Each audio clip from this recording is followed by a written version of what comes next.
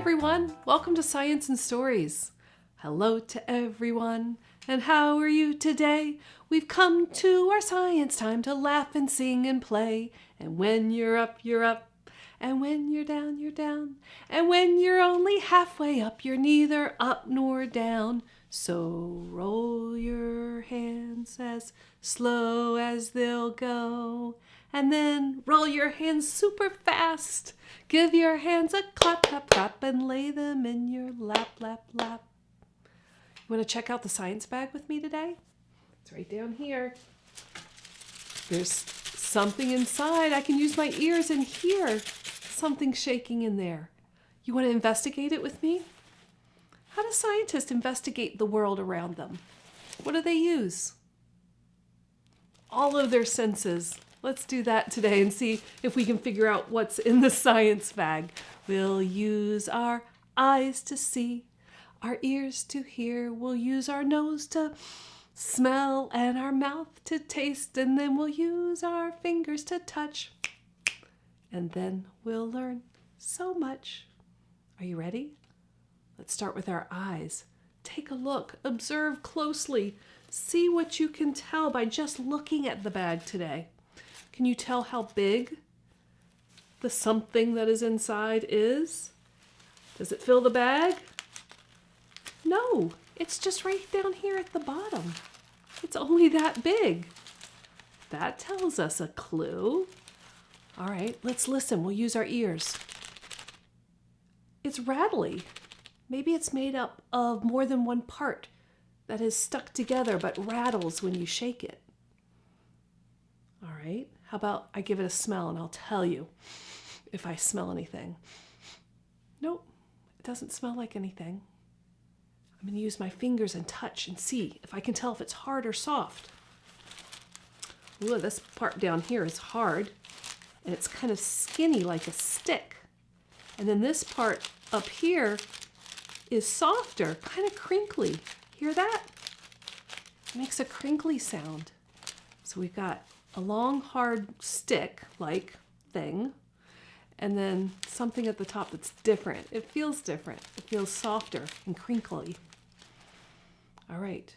Do you want to make your best guess? It's very light, too. It's not very heavy. Make your best guess. Make a prediction about what I'm going to pull out of the bag. Say it out loud. Did you make a prediction? All right, let's pull it out of the bag. Are you ready? 1, 2, 3. Ta-da! What is that? Have you seen one of these before?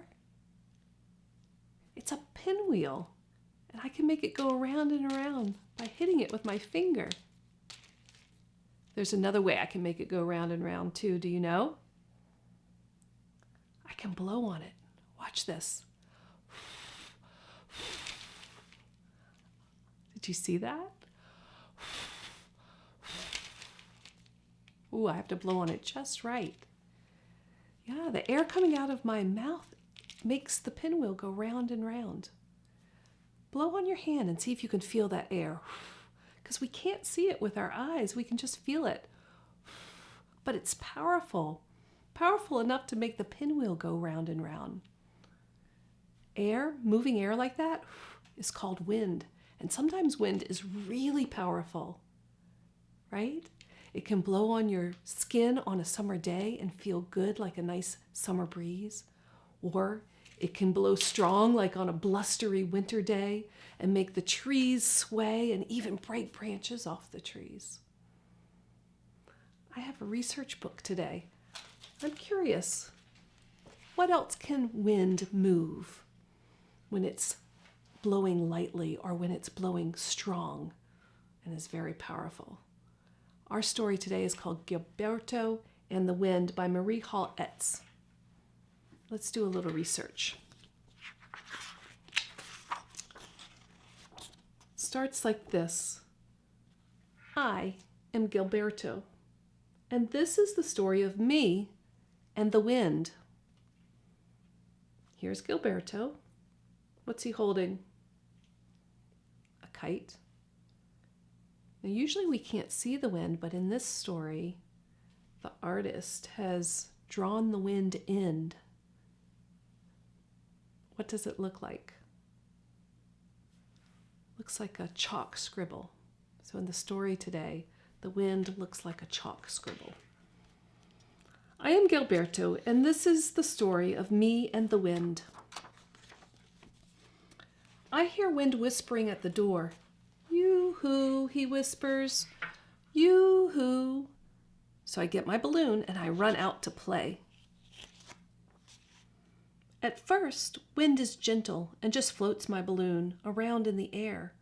But then, with a jerk, he grabs it away and carries it up to the top of a tree. Wind, oh wind, I say, blow it back to me, please. But he won't. He just laughs and whispers, yoo-hoo.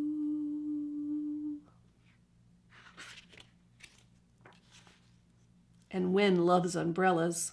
Once when I took one out in the rain, he tried to take it away from me. And when he couldn't, he broke it.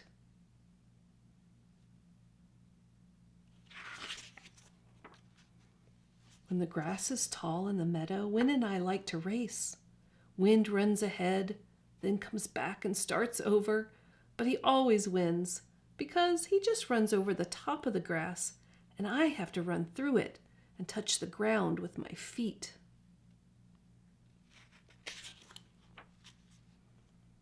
When the big boys on the hill have kites to fly, Wind helps them out. Wind carries their kites way up to the sky and all around.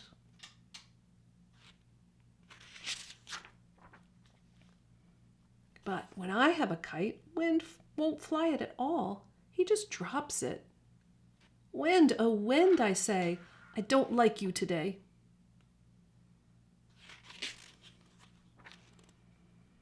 When the apples are ripe in the fall, I run with Wind to the pasture and wait under the tree, and Wind always blows one down for me.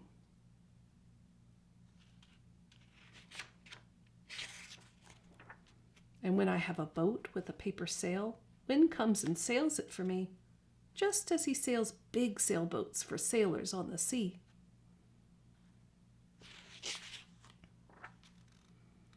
And when I have a pinwheel, Wind comes and plays too. First I blow it myself to show him how. Then I hold it out or hold it up and Wind blows it for me.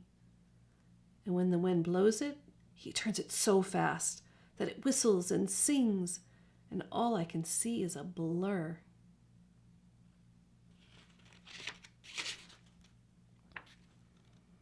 Wind likes my soap bubbles best of all. He can't make the bubbles. I have to do that. But he carries them away up into the air for the sun to color. Then he blows them back and makes me laugh when they burst in my eyes or on the back of my hand.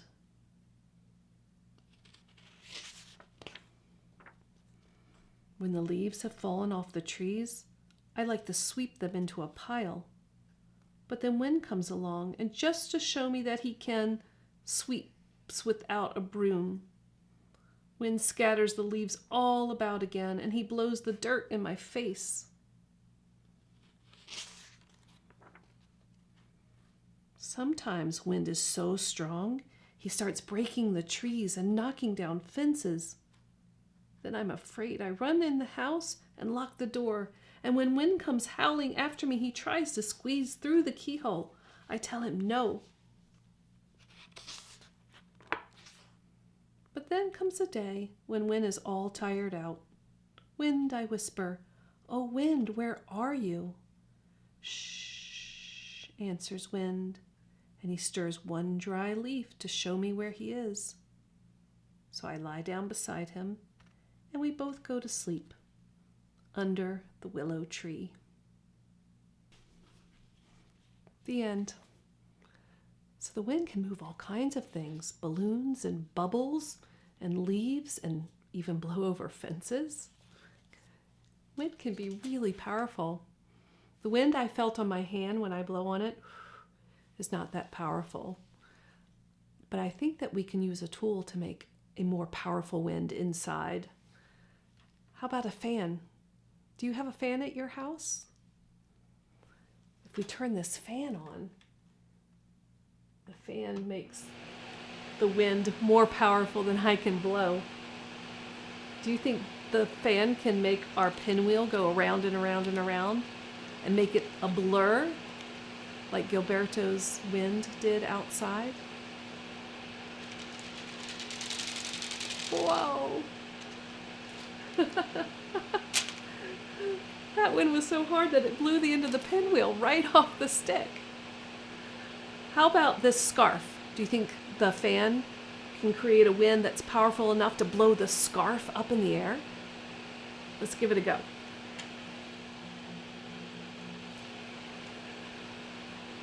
Oh yeah, it blew straight up and then floated down. That kind of reminds me of a parachute. I wonder if I can find some material to make a parachute. I have a little pretend person that I made out of pipe cleaners. I just twisted it around and around to make the head and 2 legs and 2 arms. I was thinking that I might like to make a parachute so that the fan would blow my pretend person up in the air and then they would float down gently. I wonder what material would make the best parachute to catch the wind.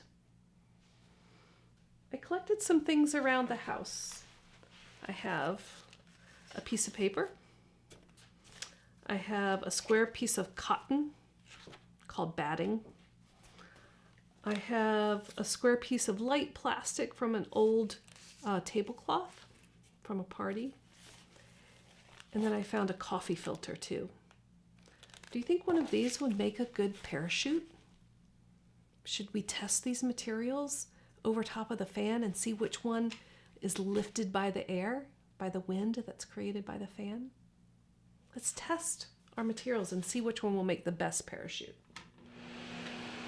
All right, we'll start with the paper. That worked pretty good. Let's see if the cotton is better. A little better. All right, now we'll try the plastic.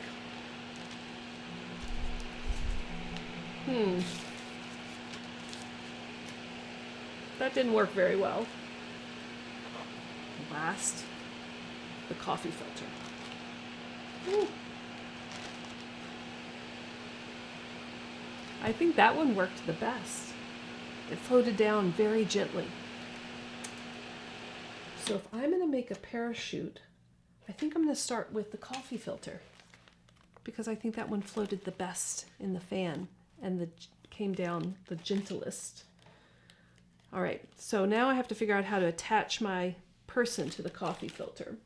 And I have some yarn, and I cut some pieces of yarn, and I think I can put these right into his hand and just bend the pipe cleaner over so he holds on to it.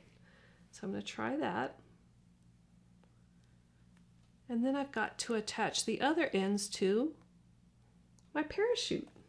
All right, I put little holes in my coffee filter, so I'll tie this on. So if you want to try this at home, you could collect some things around your house that you think might make good parachute material. Paper or cloth, coffee filter if you have one, a scarf. What else could you use? Take a look around your house and find some things. Then you need a person that you're going to attach to your parachute. I used a pipe cleaner, but also maybe a little toy, a Lego person. Those might work too. So find a person or an animal or anything that you want to attach to the end of your parachute. There, what do you think? Do you think that'll work? So I found the materials, I made a plan, I built my parachute. What do I need to do now? Test it. Yeah. So here's my fan, here's my parachute. Lift off! Oh, that worked really well. He danced for a little while around in the air. I'm going to test it again. Good. You know what though? I think I can make it even better.